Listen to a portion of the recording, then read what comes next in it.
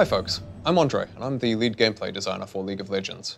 We wanted to talk to you a bit about unusual playstyles and experimental gameplay, and how we see those.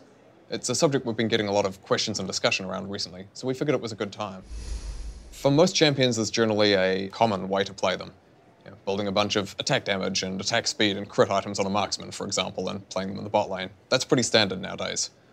On some champions, though, you'll see an unusual tanky build, or a weird split push or jungle invade playstyle, or a roaming support. Those style of things. And those can be unusual and still really effective. I think it's important that there's new things to discover and find, because that keeps the game fresh.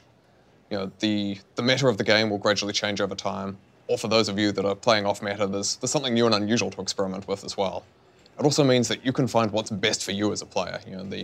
The particular champion that split pushes in the exact way that you're really good at, or that you enjoy the most.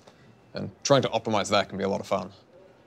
So looking back at past seasons, we've seen a number of what were at the time experimental playstyles emerge, some of which have actually become almost the dominant playstyle, or have very much become the dominant playstyle since.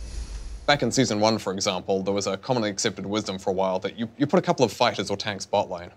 And then some of the EU teams started doing this weird thing where instead of putting their marksmen in the mid lane, they'd actually put them bot lane with another character who wouldn't farm much at all. And over time, it was demonstrated, hey, this is really effective.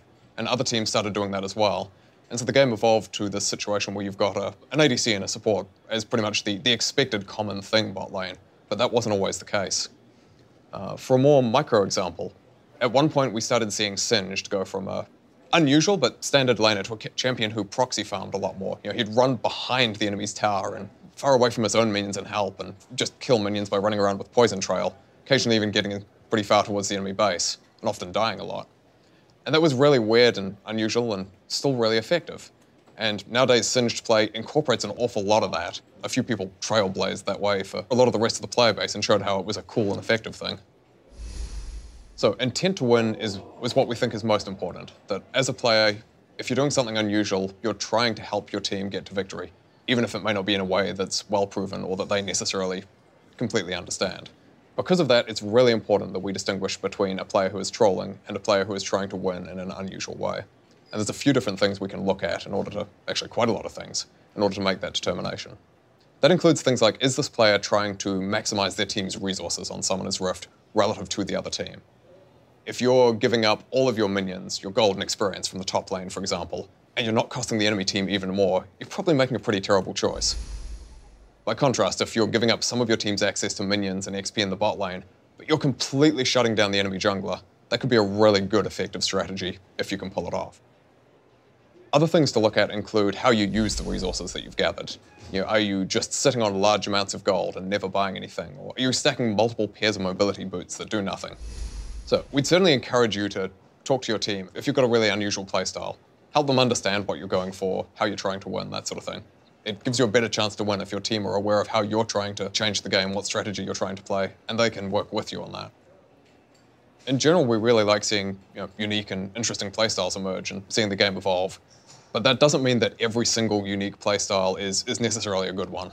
In the same way that we have guidelines for what good gameplay looks like, counterplay, clarity, satisfaction, team cooperation, those sort of things. For any playstyle, we'd want those from the unusual ones as well. And so there have been times in the past where we've deliberately removed some uncommon playstyles because of the effect they have on the game. The clearest example of that in the past is probably AP Tryndamere.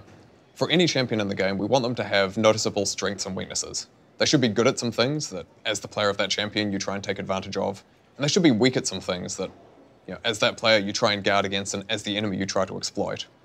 Tryndamere is designed so that his heal forces him to give up some of his auto-attack power, and he's actually got to build up that rage to get the heal in the first place as well, so there's some degree of interaction that goes into that.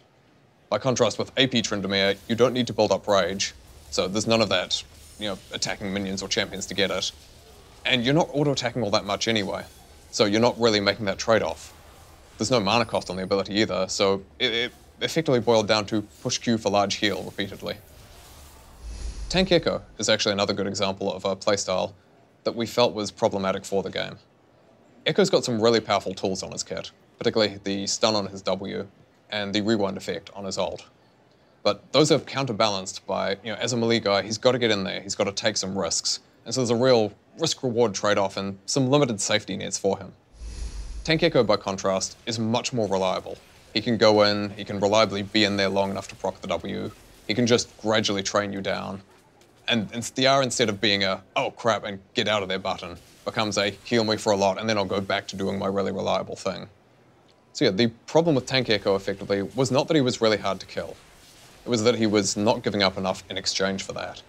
Tank Echo didn't have the burst of AP Echo, but he still had more than enough damage, especially over the longer fight times that he could live for, to more than make up for it. And so we felt that AP Echo was the much more engaging and exciting playstyle for both the Echo player and everybody else. And as a result, we shifted some power so that the AP builds are much more rewarded, and the reliable tank ones much less so.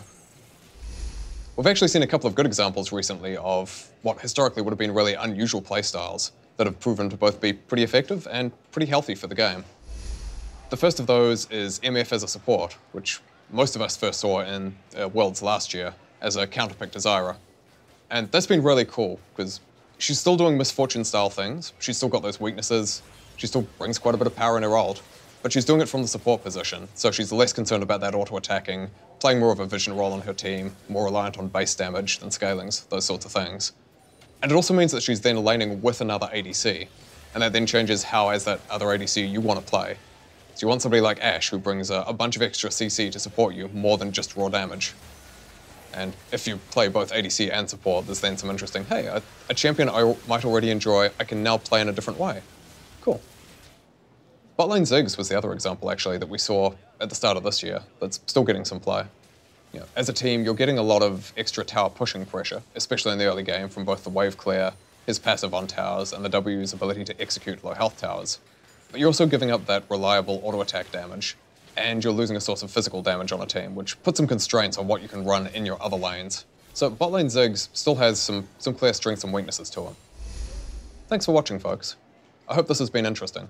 And we realize this is a pretty complicated topic with a range of different opinions on it, so we'd love to hear more from you, in the comments, on the forums, or wherever. Keep this discussion going.